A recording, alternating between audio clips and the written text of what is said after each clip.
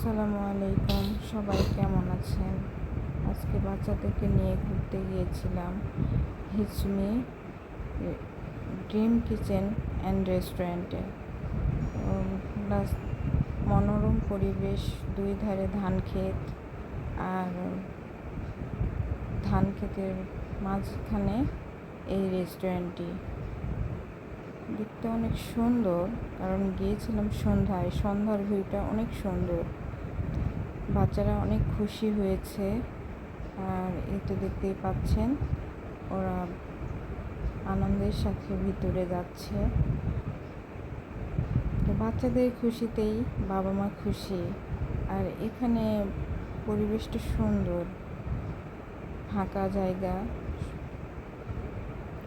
আর প্রাকৃতিক পরিবেশের মধ্যে অনেক সুন্দর আর কি। বাচ্চারা গেলে এখানে অনেক মজা পাবে। আর এটা যদি উপভোগ করতে হয় তাহলে সন্ধ্যায় যেতে হবে।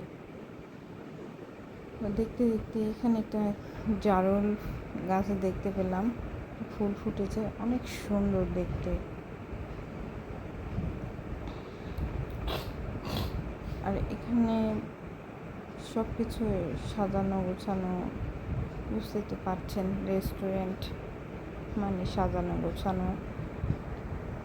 বাচ্চাদের প্লে জোন আছে, সাথে দোলনা আছে, আর অনেক কিছু আছে। আর সব থেকে সুন্দর ছিল এখানে ঝর্ণাটা।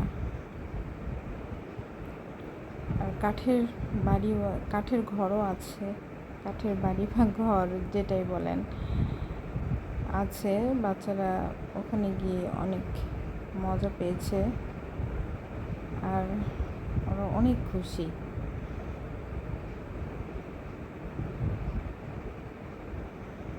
উপর থেকে সুন্দর লাগছিল, অনেক সুন্দর লাগছিল।